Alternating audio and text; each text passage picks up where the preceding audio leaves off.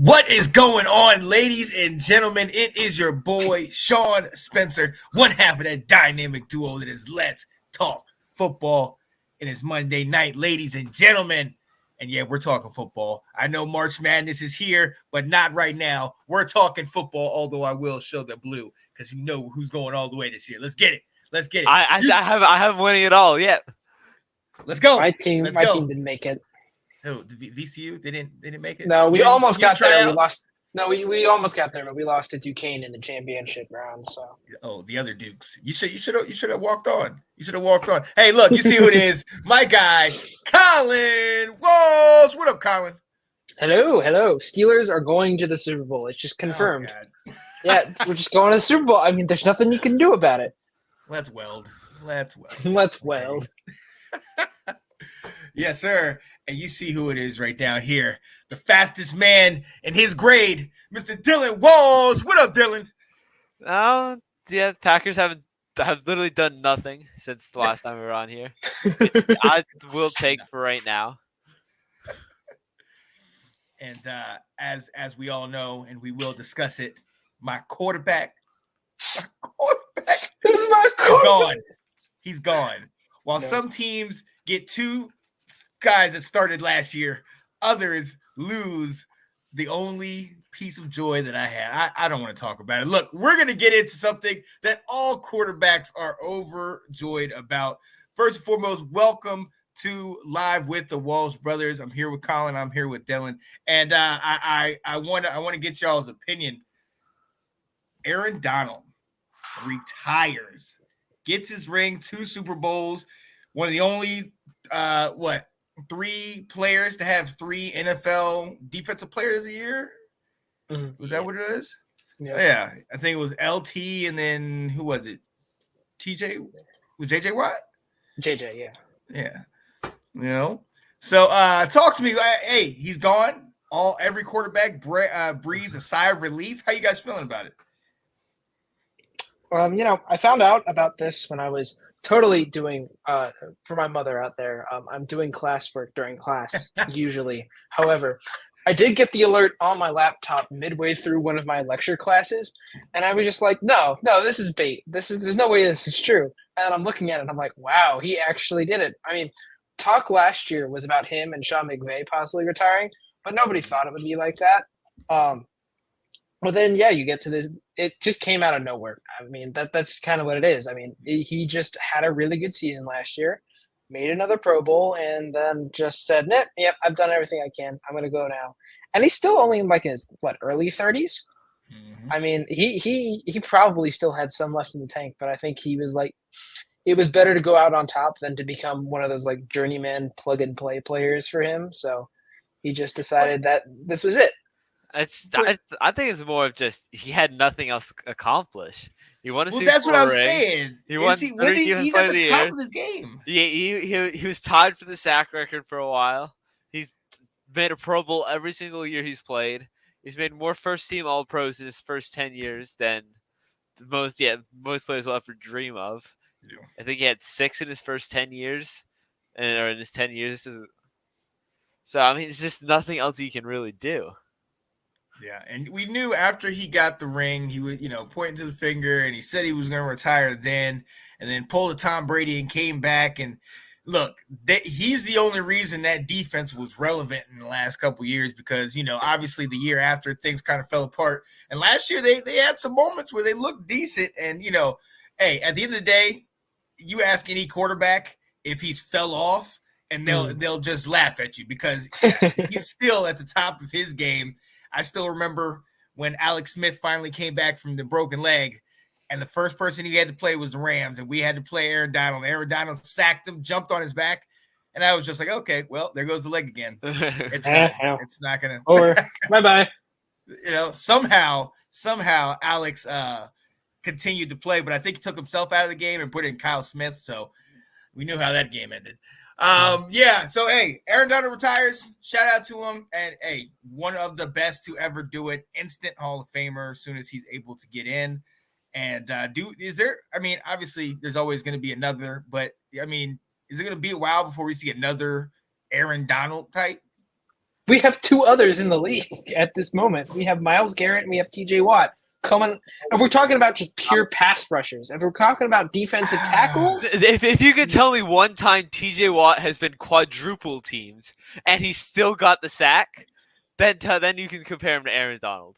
he's been triple teamed and still got the sack. I gotta Not agree. often. He's I think Ezra. Aaron Donald's on a level of his own, and not to take anything away from Myles Garrett or TJ, but Aaron Donald just literally, I mean, can manhandle 300-pound dudes, three of them, multiple guys at a time. His name alone strikes fear into defenders. You know what I mean? And Myles Garrett and TJ, they do as well, but Aaron. But we'll see. We'll see. Look, ladies and gentlemen, we got to move on because, hey, teams, players, receivers, coaches, wide receivers, quarterbacks, they've been moving left and right. Somebody has been very busy this free agency period. We've talked about all his quarterbacks at one point or another, even when they weren't on his team, and some that used to be on his team. Oh, you old quarterback. Mr. Kenny Pickett is going to Philadelphia, the other team in Pennsylvania. Short-lived in Pittsburgh. Not good. No, we'll see. Jury's out on his tenure. What are your thoughts, man? I'm very glad we made this move. It was a move that needed to happen, especially with his attitude in the locker room. It appears from all the reports that are coming out that he refused to suit up as the backup last year, which was very not cool. And he kind of lost the locker room to an extent. And then when Russ came in, he knew he was going to have quarterback competition, but it seems like when we brought Russ in, he kind of just quit on the team. And so this is more of him demanding a trade out of us than us giving up on him. But I don't think there's any love lost either way. We replaced him with a quarterback who is both more seasoned, a young quarterback who's both more seasoned, who has more of those years under his belt, who's looked productive, and I think has more upside than Kenny Pickett does. And I honestly don't think we see Kenny Pickett ever start again unless it is as a journeyman quarterback somewhere, especially with him being in Philly now with an entrenched $80 million quarterback in front of him. I don't think he's going to see much playing time. Yeah.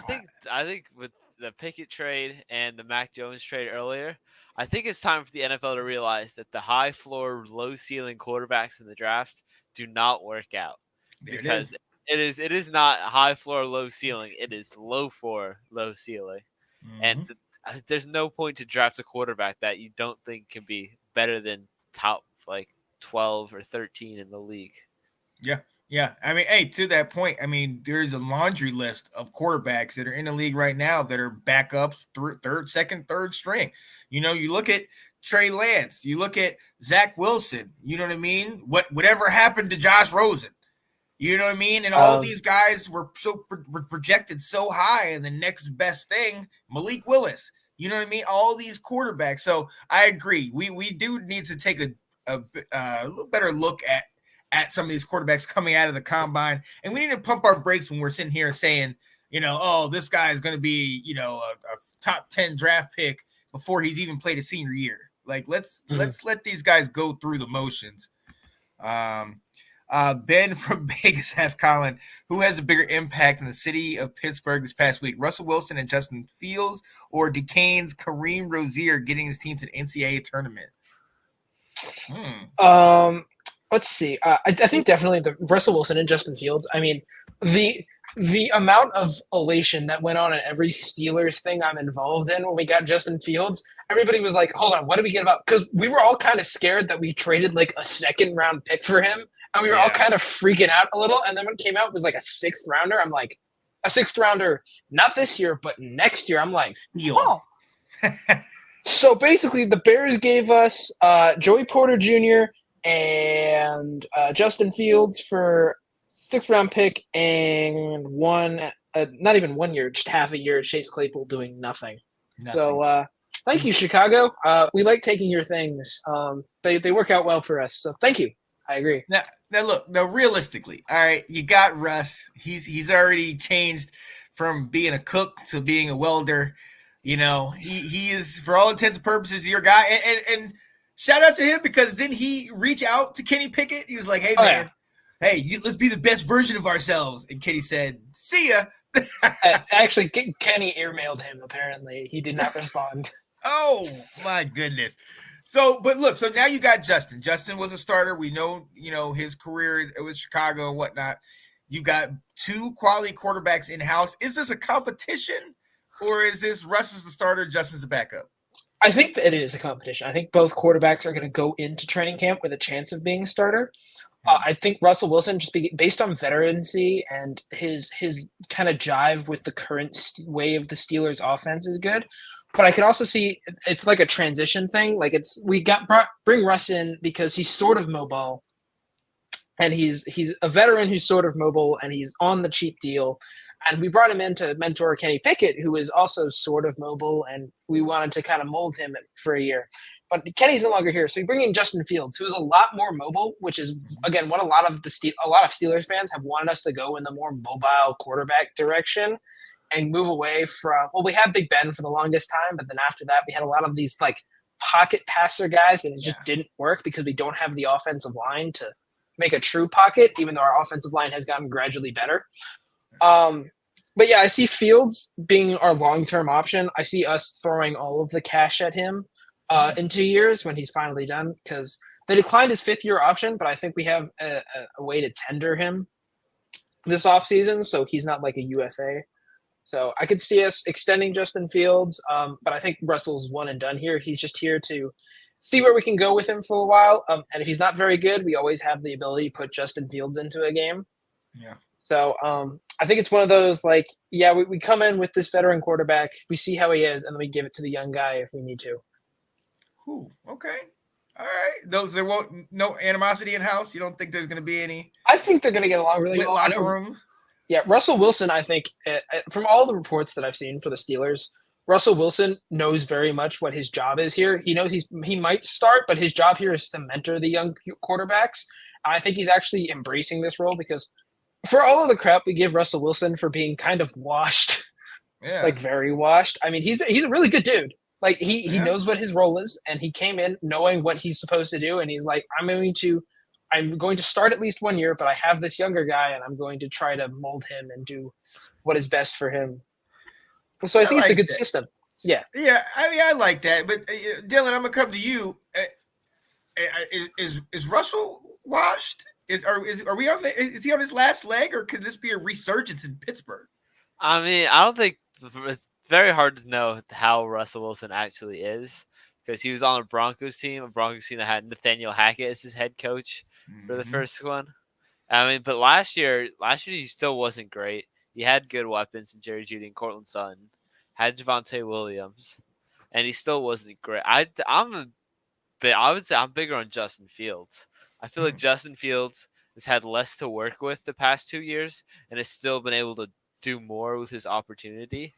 So I think he's the younger option, and I guess he's not the cheaper option because the Russell Wilson's not being paid much, but he's still he's the younger option. He's the more long-term option. I feel like giving him the reins now is probably the better idea than going in with Russell Wilson, having a mediocre couple of games, then realizing that the season is now lost. Yeah, it's going to be very interesting to see how it plays out because, like you said, Colin, Russ is a great guy. He's a great mentor. He says all the right things, but you do wonder when you have two guys, in here. One is far younger and a lot less miles, wear and tear. You wonder, is is this just a foregone conclusion? Let's just move him up in here, I mean, I know Russ is on a one, he's got, very cheap. You're not paying him anything because Denver still got that on lock. But it'll be quite interesting. But look, let's stay right where Justin Fields was. And Dylan, I'm gonna come to you. They get rid of the quarterback, but they get DeAndre Swift, and then they get Keenan Allen. They got some defense. Kevin Byard is out there. I mean, Chicago, your rival, are they nipping on your heels? Are they getting ready? I'm not really worried about Chicago. Gonna come in with a rookie quarterback. The rookie quarterback, no, I'm not. It's probably gonna be Caleb Williams, I would assume. I'm not really How scared sold are you? How sold are you? Are you 99%, 100%, 50%? Where are you at on that? I'm like 99% sure it's Caleb Williams. Okay. But I'm like, I think Caleb Williams would be a good quarterback if he went to any team but the Bears. But I mean, the Bears haven't had a quarterback throw for over 3,600 yards since World War II. Jeez. It's been rough for him. So I'm just assuming that whoever quarterback they're going to take is just not going to be great. But Keenan Allen just went off his best year. DJ Moore's still there. They lost Darnell Mooney, which I'm a big Darnell Mooney guy. He went to Atlanta. But I mean, DeAndre Swift, decent signing, but DeAndre Swift's not going to be good without a good O-line, and the Bears do not have a good O-line. So I think that combined with Caleb Williams and DeAndre Swift's need to just bounce everything outside and run around instead of just make the simple play, I feel like that they're setting themselves up for failure right now. Yeah, it's going to be quite interesting. And I love they're trying to put all their eggs in that basket of Caleb Williams. And I really feel like this has nothing to do with Caleb Williams. This has to do with the ghosts of not picking Patrick Mahomes, picking Mitch Trubisky all those years ago. And they're like, we can't mess up this time. We can't mess up. But I really do think they might need to pump their brakes because we've talked about it. There's some old linemen, Joe Alt, Fashanu from Penn State, guys that could solidify your own line. We've seen what the Lions do with Penei Sewell. You want that guy on the line. So we'll see. Hey, look, another guy you talked about, Willie Gay. You wanted to see if he can come, but he got picked up by the Saints, him and Chase Young. Chase Young? Really? It's interesting. What you think about this, Dylan? I think Chase Young's agent might be one of the greatest agents of all. He's got him and Kirk Cousins got to have the same agent. Oh yeah, because he got a 1-year deal. He got a prove it deal, but he got $13 million fully guaranteed. So even if he gets injured, if anything happens, he gets $13 million this year. So I mean, him plus what's his name, Carl Granderson, who was the baller last year. I think the Saints are slowly building a really good defense again. But I think the offensive side is still lacking with they have Olave, but no true quarterback. Kamara's up there in age. Not Michael really. Thomas isn't coming back, right? Yeah, Michael Thomas got cut. Yeah. So he's done. So I think they need to start focusing more on the offensive side of the ball. But the Saints are definitely making some good progress into reloading to where they were. And then they also lost their backup. They lost Jameis. Oh yeah, Jameis is to the Browns. To Cleveland. And No. there was a point until 4 days ago, I think, where every single quarterback on the Cleveland Browns have been accused of sexual assault. Oh my god!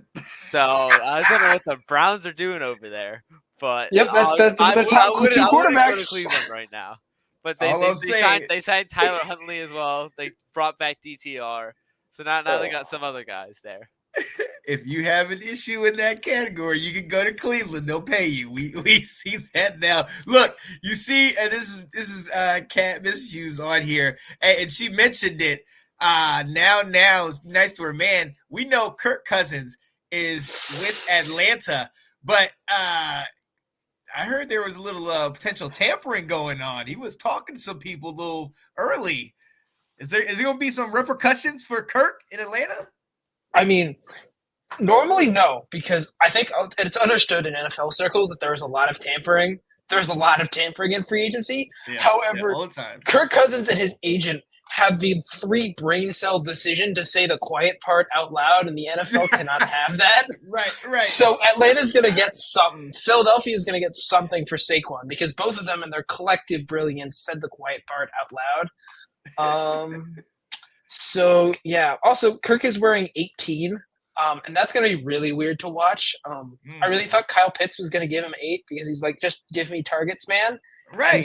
And seeing how he doesn't have 8, I'm like, does Kirk Cousins not want to target Kyle Pitts? What has Kyle Pitts done to the Atlanta organization that they've screwed him this badly? But look, we got to talk about how has Kirk been able to just fleece the league and just? I mean, he's collecting check after check. He's got one playoff win. Yep. Right? What do we do? Wait, does he though? Wait, did he win a playoff game? Yeah, he has one playoff win. Just one? Yeah, just He beat the Saints. Just one. Good God. And he's getting paid like this? Speaking of that, in Vikings history, he has one less playoff win than our good boy Case Keenum. So good old Case. But he got what was it, like 100 and some million guaranteed, and I'm just like, I don't know what Atlanta's doing. I mean, they went through all this to get younger, and they kind of panicked and then threw all the money at Kirk Cousins. And I'm sitting here, I'm looking at your roster, and I'm like, you have the pieces on offense, and you kind of have the defense, but your offensive line has lost a few good members this free agency, and your defense isn't getting any younger, and they don't really look that good this year. So I don't think quarterback. I mean, it was a need for them, but I don't think it was a Kirk Cousins level need for them, especially with what the Justin Fields market ended up being. But was the Justin Fields market that way because you had Kirk Cousins getting all this money, and they're like, all right, well, he's not that good, so we can't pay Justin this. Did the Kirk signing have something to do with the Justin Fields? We all knew Kirk was going to be the best, get the most money because he was the best quarterback in this free agency, which tells you a lot about this quarterback free agency. But yeah, Atlanta tried to get Lamar Jackson last year, and he turned it down, and he went back to Baltimore. And they kind of just said, we can't do this with Desmond Ridder. So they went out and said, I guess we go get Kirk Cousins now. I mean, yeah, I agree. They do need to make the playoffs, but at a certain situation, you get into the situation where the Steelers have been for the longest time, where you get to the playoffs and then you immediately get bounced by a real team. Especially with the level of talent that's in the NFC right now, I could see them making it as a 7th seed, but it's a very top-heavy conference, so I don't see them getting very far. I can see them getting out of the South. I can see them going pretty, because they got a talent all around. They have Bijan Robinson, they got Drake London, they have Darnell Mooney, they have Kyle Pitts, they have a good offensive line they've been building for a while. They have AJ Terrell and Grady Jarrett and Jesse Bates, who were 3 all-pro level players on defense. So they picked up Rondell Moore too. Yeah. Rondell Moore and Charlie. That was a weird trade. I feel like the Falcons fleeced there. Yeah. So they got pieces, and if Kirk can stay healthy, he's going to throw all around the field. This is going to be the most targets any of these guys had. And when you look at who they have had, Taylor Heineke, Desmond Ridder. You know what I mean? The remnants of Matt Ryan in his later days. You know what I mean? Like, they haven't had anything great recently. And so you have Kirk, and just the potential that Kirk has, it just makes you feel like it could be better. It could be better. Maybe. But look, we got to move on because there's something I know you guys definitely want to talk about.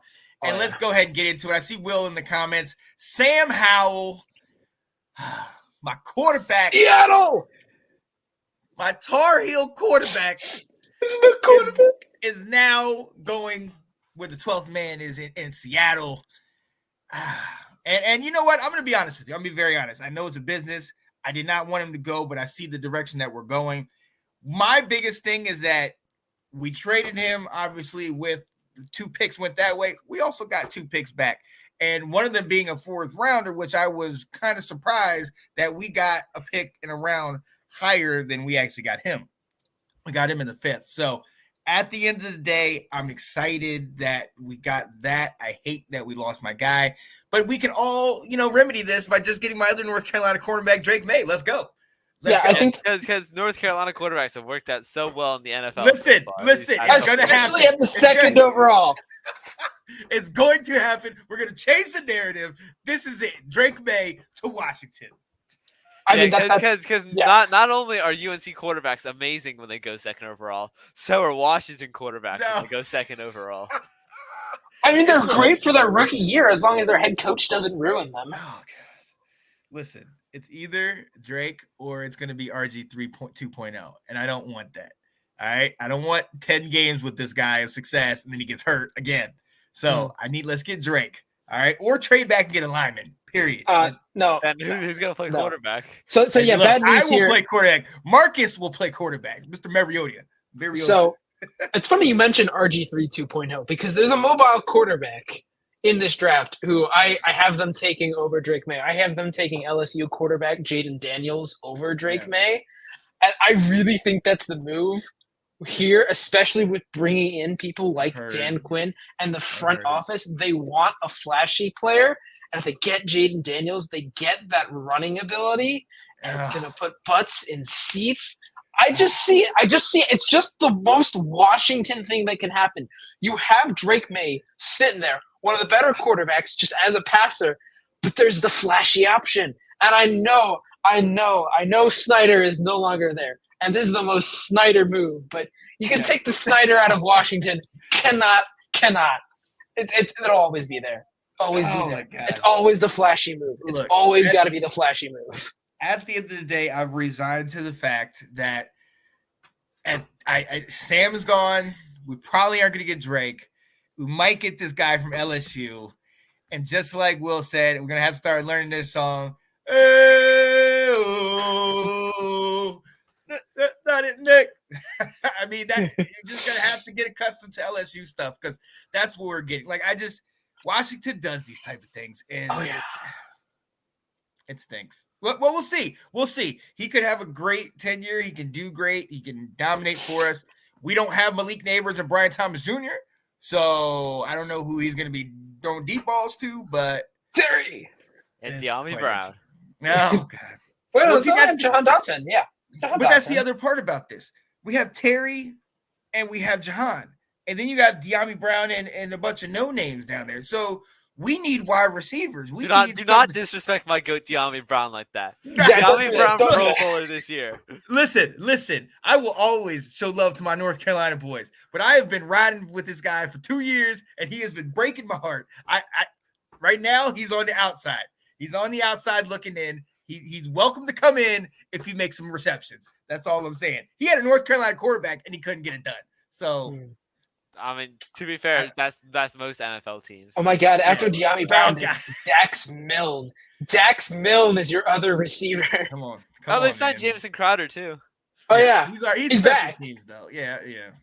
A Duke player, and I got to root for him. This guy. Yeah. Yo, hey, look. So, howls to the Seahawks. We know that means Washington's looking for a quarterback. And, hey, we'll see. Ryan Tannehill. No, God, no, please. He had his MC quarterback. Yes, I did. It was a beautiful year. Well, it wasn't that beautiful. We won 4 games. But anyway, we have to move on before we get out of here. We have a special little segment for you. We told you we're going to bring you some top 5s, and stay tuned next week when we bring you the top 5 punters in the league. But right now, Colin, he's gonna bring us the top 5 mullets in the league. Colin, what you got, man? Oh, okay. So there's a lot of good mullets in the league, but I have my top 5 list. It's right here. I will be going least to best because there aren't really a lot of mullets in the league. I found out this past year, not a lot of mullets. There were like 8 people for me to choose from, so I chose my top 5. So we're gonna start off very nice with New England Patriots offensive guard Cole Strange. I mean, this guy is that guy. If we remember back to the 2021 or 22 draft, I forget which one it was, but we were sitting there and we're like, who do the Patriots pick? Who do we hear? Yeah. And then we go and then they pick some guy named Cole Strange, and we're like checking our draft boards, and we're like that guy was supposed to go in the 3rd round. Why are you picking him like 20th? What happened? But, I mean, he had a mullet. It was up on Instagram. He had the mullet throughout training camp, so I do think he has a mullet. However, the only thing that's going to downgrade this mullet, he shaved it off immediately once the season began. There's no more mullet. He shaved it off. Yeah. He's disqualified. He's not disqualified. He had the mullet. All right. Now we have the biggest character, I think. I think if there was a character in the league, like who just had the biggest character, it would be New Orleans Saints punter Lou Hedley. Oh. This man was a rookie last year from Australia. He was a rookie and 30 years old. Huh. Oh. 30-year-old rookie. He has tattoos from neck just all the way down, just fully tattooed. And he's got one of those, like, It's one of those mullets where everything is shaved except for like a strip at the back that's just fully long. Right there. Yeah, and I'm just like, this guy just kind of looks like he would be an extra in a GTA background somewhere. I mean, I could see it, but yeah, I mean, with an Australian accent looking like that dude's a character. I think we all appreciate. Central casting. Yeah. All right. Now moving on to number 3. We have my singular favorite, the most luscious and full mullet in the league currently right now. Doesn't count. You should get an honorable mention. Yeah. I didn't have much to pick from, so this is what I got. We have Jake Stoll, a tight end for the New York Giants. He has a full, luscious mullet, and he has the facial hair to go with it. I think he currently has a handlebar mustache, and I'm just like, oh yeah, that works. It just works a lot.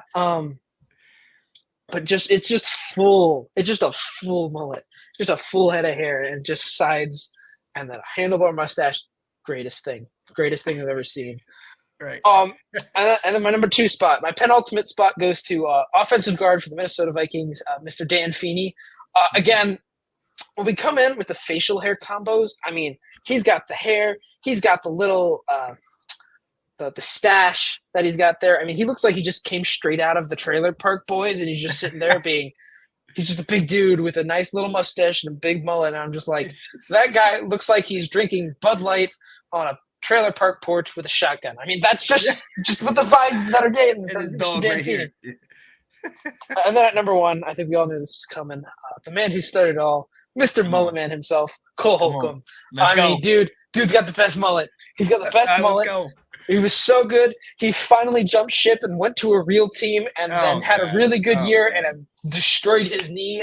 But he gets to play opposite Patrick Queen this year. So we have finally, for the first time in almost my entire lifetime, the Steelers have 2 good inside linebackers instead of one kind of okay one and one who's just very bad.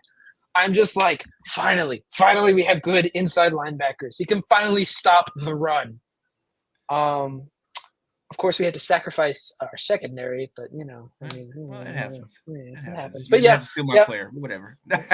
he went to a real team. He's with us now. He's with the real boys. Anyways, new hairdo in your future? Yes, I will get a mullet eventually at some point. I'm thinking about it. Bring it out, Trailer Park mullet, drinking Bud Light. All right, hey, run down really quickly. You're 5-1, so people can look these guys up. All right, you ready? All right. Get your note papers out. Write this down. We have Cole Strange, who was an honorable mention because he had a mullet for like all of training camp and almost for the first season. This guy, definitely look him up. Lou Headley, he's a punter for the Saints. He's a punter that wears number 39 with neck down tattoos, with an Australian accent and a mullet. I mean, this man is just this is just my creative character from like any video game. He's my creative character. Number 3, we have Jake Stoll, the tight end from the New York Giants. He doesn't play much, but I mean, he's got a very luscious mullet. And I mean, we're not grading on skill here; we're grading by mullet. And he's got the facial hair to go with it. Same with Mr. Dan Sweeney. Luscious. Luscious. Dan Feeney. That's me. Wait, I'm all pulled up. I'll share my screen in a second. Okay. Yes. Last one, Cole Holcomb. Yes. Yeah, go for Cole Holcomb. Okay, actually, I'm gonna share my. Yeah, don't share your screen. All right. So okay. You got it? Yeah.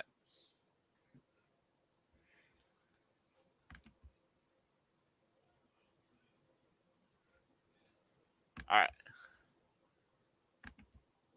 There we go. No. There it Cole is. Cole Strange. That's the photo I have of my thing. Yep, that's cool.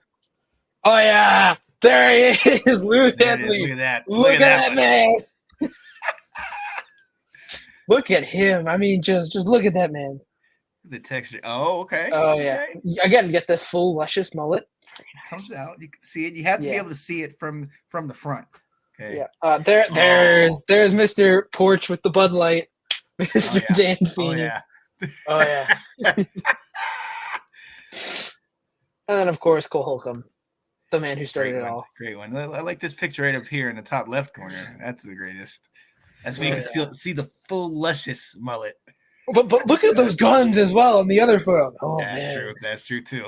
I'm taking a better picture. Oh yeah, there it is. Oh, look at that. That's what I'm talking about. Let's go. Wait, his mullet has his own Twitter page. Yes. See All that? right. Why would You it gotta not? follow this. I need to We follow. gotta Yeah, follow I gotta this. follow this now. Let's go. Oh, I love that. Oh, I love that. Look, Oh, y'all need to man. stop. This is glorious. Guys, this is Look at the glorious. man's mullet. So, look, ladies and gentlemen, those are our top 5 best mullets in the NFL today. We're going to go ahead and move 5 into that spot. We're not going to make an honorable mention because we're not dealing with a lot of mullets here. All right. No, So, very low amount of mullets, as it turns out, because Gardner Minshew doesn't have his anymore. yeah, right. But true story. A mullet has his own Instagram page. Yes. Oh, yeah. So, definitely check that out. Definitely check Will that do. out. Yo, all right. So next week, we want you guys to come back with us. Obviously, we're going to be talking free agency, getting ready for the draft. Our guy is going to bring his top 5 or top 10 list of punters in the league. So we're going to see who's the best around. I'm excited to see what that is. And we're gonna bring something else out. I think this mullet conversation was kind of funny. We're going to see if we can work it out. We're gonna bring some more lists out here for you guys because I think you guys enjoy this stuff. So, let's get that done. Let's get it going. All right. Well, look, ladies and gentlemen, hey, short and sweet. I gotta shout out my guys. Love hanging out with the Walsh Brothers. My guy up here, Mr. I have 3 quarterbacks. Mr. 2. Colin We only had Walsh. 2. We only had 2 on the roster. Mason's not 2 there were on the anymore? roster. Oh, No, Mason went to Tennessee. Yeah, I would say he went Oh, to he some did blue team. leave. He Oh, went you to have 2 Tennessee. then. You have 2 then. It's all good. That's it. They're both better than Quarterback all 3 of our quarterbacks combined last year. Well, better than anybody we got right now.